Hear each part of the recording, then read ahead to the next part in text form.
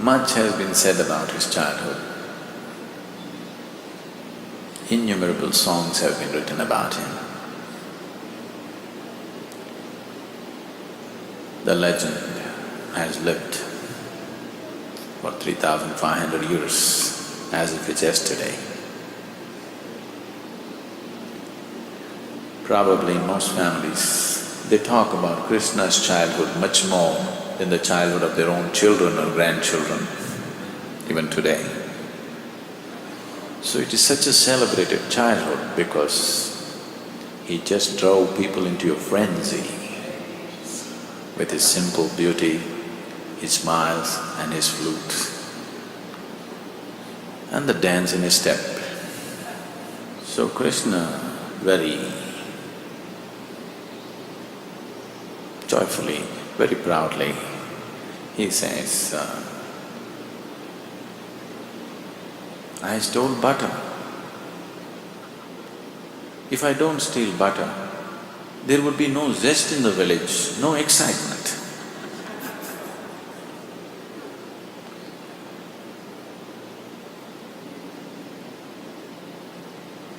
So he and his friends slipped into other people's homes, opened the tiles in the roof and got in. And they would be hung high up there so that the children cannot reach it. So they climbed on each other's shoulders and got it. Or when it was too high and they couldn't get it, they took a stone and hit. So this curd and butter, if it made a small hole, it just poured out and they drank with their open mouths. Or sometimes it cracked and the whole thing crashed down, so they gobbled it from the floor. They shared it among their friends and always there was excess, because there were just a few brave boys who will do this. Others are playing it safe. So they called them monkeys and fed the monkeys. So people, this is all very romantic, but it's like your refrigerator has been raided by your neighbor's kids. That's the reality. So some are angry, some are, heartbroken, but they were not as paranoid as people are today. Today they would get neurosis. Those women were not made that way, they got angry, it's their livelihood, it's so many things. So they complained about Krishna constantly. So when they came home to complain to his mother about what he has done, he very proudly says, I would hide behind the mother and make loving eyes at them, and they would smile.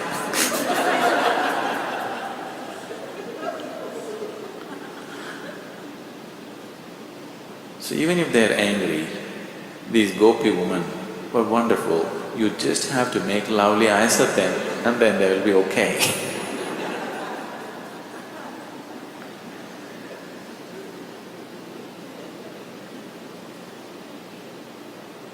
So much culture, song and music and dance has evolved around the simple pranks of Krishna and his friends. Here, all this happened. One thing is because there are other aspects to his life, but one very basic thing is he was irresistibly beautiful as a man. Even as a child, people were just drawn to his physical self, the way he was. In the northern part of the country, where generally people were fair, he was dark complexioned, bluish-black color. But he was so attractive as a child that people were willing to overlook all the quite terrible pranks that he played along the way. Today it's an unfortunate reality that many people in the world, there are any number of people in the world who never even walked joyfully for 10 minutes by themselves. There are any number of people in the world where not for one moment in their whole life did they sit in front of somebody really loving them. Their whole life goes without a moment of these things happening. For such people, there is no entry into Gokula.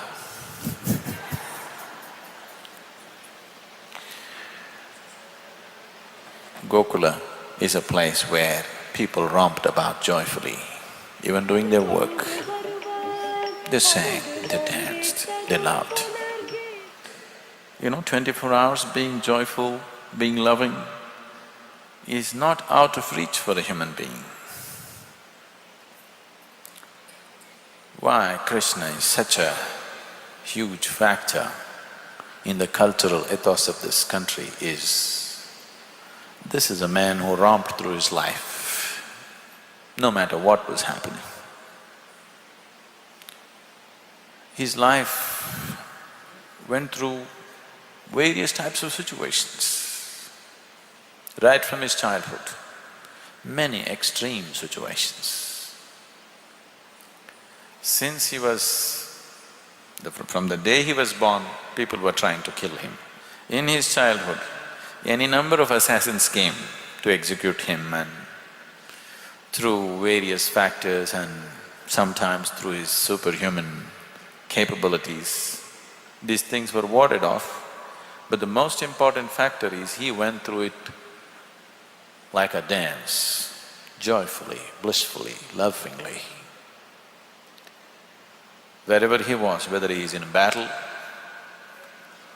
or just about to behead his foe, there was a smile on his face.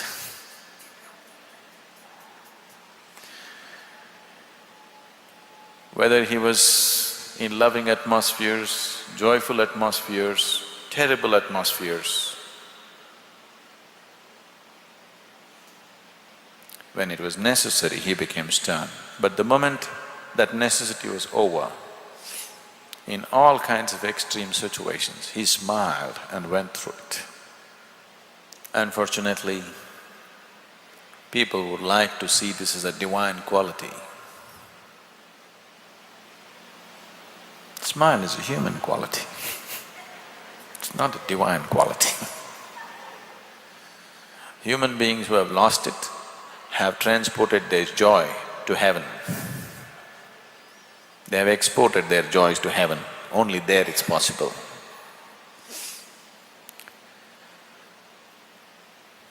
So, as a child, he exhibited various qualities of his own. When he was just about 3 months old, as an infant, it happens to be one of the Paurnami festivals. That means in these pastoral cultures, full moon day was always a celebration. Every day was a celebration, full moon day was a good excuse. So for the full moon day celebrations, in the afternoon itself people go to the riverside and the families gather and they are cooking, and in the evening after eating, dancing, everything happens. So all the ladies are busy cooking, so children are left here and there with somebody, this very young infant, just 3-month-old, because it's sunny. The mother, Yashoda, left Krishna under a bullock cart, a parked bullock cart for shade. He was sleeping for some time, then he woke up. Still he doesn't have the legs to move around and dance, but he wants to be there. He saw nobody was paying attention. He just kicked the wheel of the cart and the whole cart crashed down. That was the first display of his superhuman strength whenever it was necessary. Otherwise, he lived as a normal human being, going through all the strifes and struggles of any human being. But at certain moments, he exhibited certain qualities which were beyond what you can call as human. So everybody was aghast that the cart crashed and they thought the child is crushed, but nothing had happened to the child. And a few little boys who had seen this, they said, he kicked the cart, that's why it fell down. Nobody would believe it, what nonsense. A 3-month-old child, can you kick the cart? So all the adults dismissed that these children are, wild imagination. As he got a little bigger, 5, 6 years of age, he got more organized. As he got more organized in his efforts, people who were losing their butter got more and more distressed. So lot of complaints started pouring in to his mother, constantly people coming and complaining that your boy, please keep him at home, he's our refrigerator.